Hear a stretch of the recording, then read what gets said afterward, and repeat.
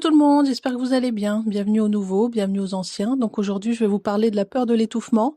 Je vais vous expliquer ma vision de runneuse et puis essayer de vous expliquer surtout aux chasers comment fonctionne un runner, de façon à ce que vous puissiez mieux le comprendre et plus facilement l'approcher.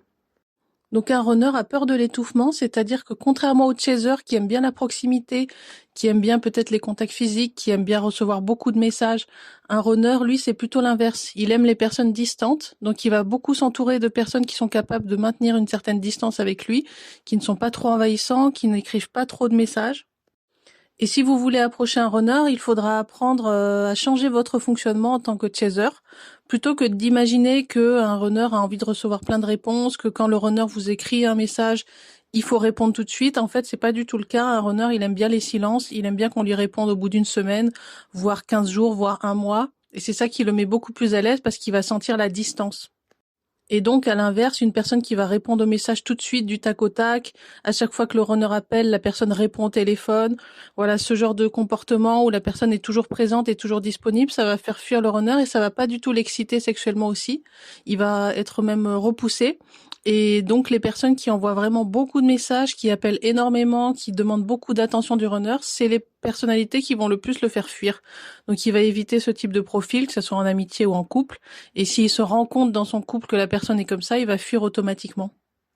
Donc en fait, il y a une phase à passer. Moi, je sais que quand j'ai rencontré des personnes avec qui je voulais me mettre en couple, au début, bien sûr, on est distant, on n'ose pas trop s'affirmer, on n'ose pas trop montrer sa personnalité. Mais au bout d'un moment, il y a des gens où ça ressortait que au moment où ils tombent amoureux de moi ou qu'ils s'attachent, ils vont commencer à être beaucoup plus présents, beaucoup plus insistants, à vouloir beaucoup plus de nouvelles, à écrire plein de messages, à téléphoner tout le temps. Et à ce moment-là, ça marchait pas, donc moi, je m'éloignais. Et à l'inverse, il y a des gens avec qui, finalement, ils vont rester toujours un petit peu distants, ils vont pas changer de personnalité au moment où ils tombent amoureux. Et c'est ça qui va mieux coller pour moi. Donc il faut comprendre que le runner, si vous voulez vraiment l'approcher, il faut avoir cette distance, il faut avoir cette capacité à se retenir d'envoyer des messages, il faut avoir cette capacité à ne pas répondre à tous les messages, à laisser des blancs pendant un jour, une semaine, un mois, même si ça peut faire peur pour un chaser, mais en fait pour un runner, c'est le signal que la personne est faite pour lui. Et ça va beaucoup plus encourager un runner à envoyer des messages à une personne qui répond jamais, plutôt qu'une personne qui est tout le temps disponible et qui va même parfois être un peu envahissante. Donc si vous insistez trop, si vous envoyez tout le temps des messages, que vous êtes tout le temps disponible, en fait le runner au bout d'un moment il va se sentir étouffé parce qu'il va avoir l'impression que la personne est tout le temps présente dans la relation en fait et qu'il n'y a jamais de moment de distance.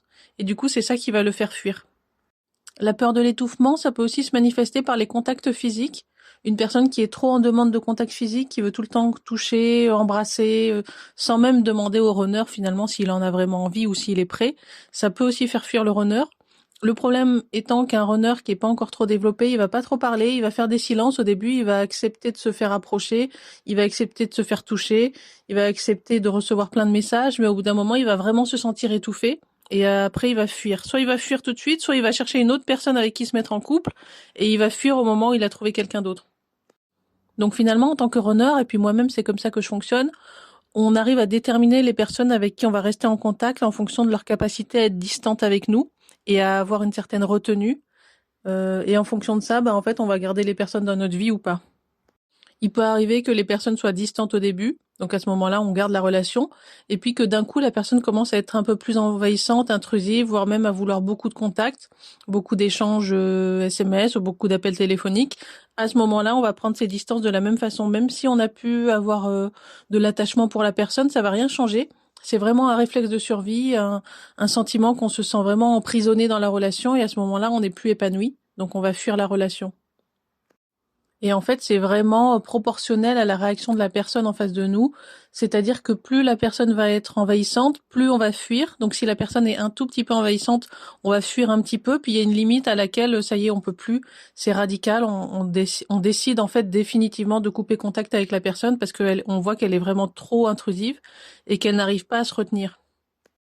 C'est vraiment important de comprendre ce fonctionnement différent du runner. Parce que si le chaser n'arrive pas à rester distant, il est clair que le runner n'arrivera pas à s'engager dans la relation, ni même à envisager une relation de couple sérieux. Donc un runner peut très bien venir rapidement sur la sexualité, peut très bien vouloir à un moment donné une relation, mais s'il voit qu'il n'y a pas cette distance qui est maintenue régulièrement, à ce moment-là, il va pas pouvoir s'engager sérieusement. et il va très vite fuir la relation.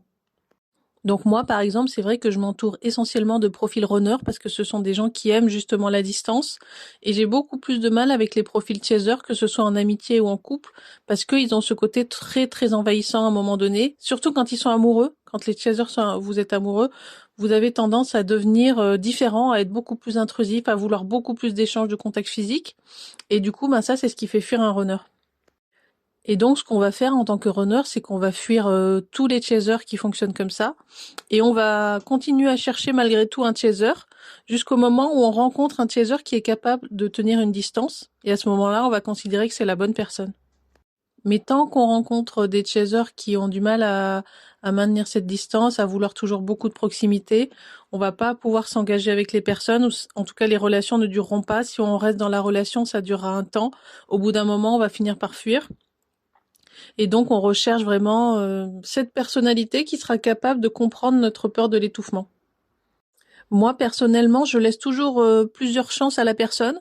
En fait, je vais fuir une fois. Après, je vais essayer de revenir dans la relation.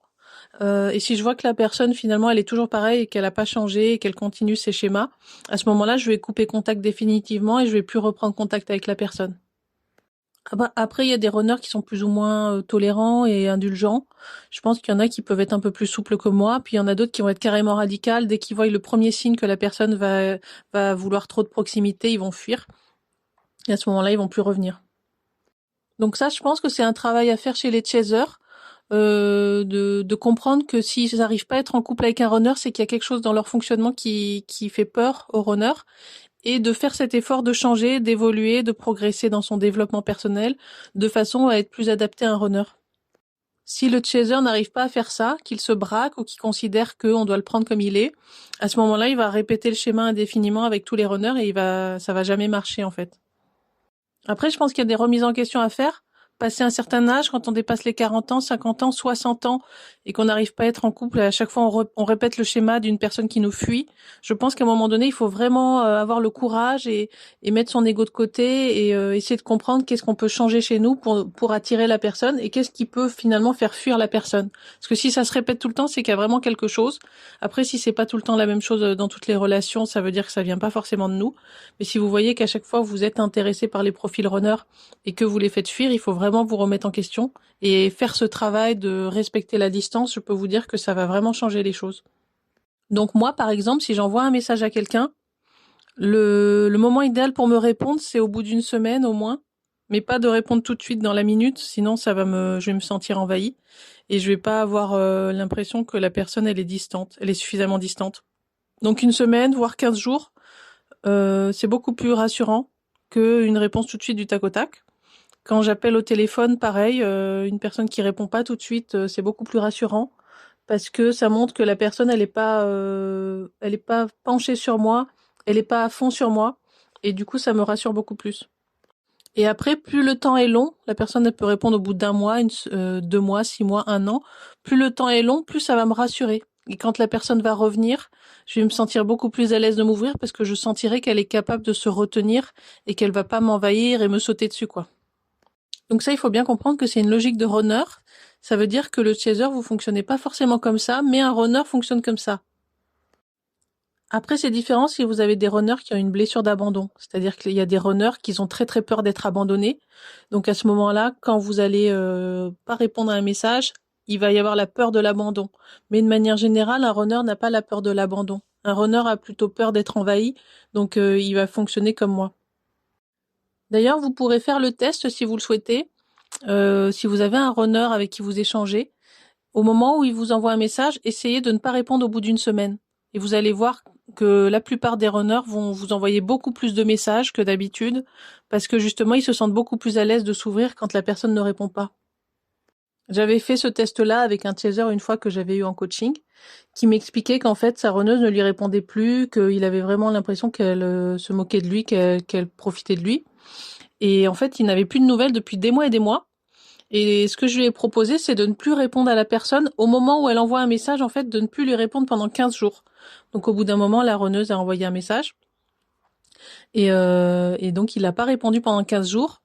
Et ce qui s'est passé, c'est que la fille lui a envoyé plein de messages, elle a essayé de lui téléphoner plein de fois, elle a laissé plein de messages sur son répondeur, elle a débarqué chez lui, a toqué à sa porte, et pareil, je lui avais dit de pas répondre, donc il a pas répondu. Ensuite, elle a débarqué à son travail pour savoir où il était. Et du coup, il avait été vraiment choqué parce qu'il pensait vraiment que cette fille ne s'intéressait pas à lui, parce qu'elle répondait jamais à ses messages. En fait, elle s'en fichait, elle le négligeait complètement. Alors qu'en fait, quand il commençait à ne plus répondre, bah là, subitement, elle avait de l'intérêt pour lui. Et en fait, c'est juste logique pour moi parce que c'est le fonctionnement du runner. Un runner va être beaucoup plus intéressé par quelqu'un qui ne répond pas plutôt que par quelqu'un qui répond tout le temps.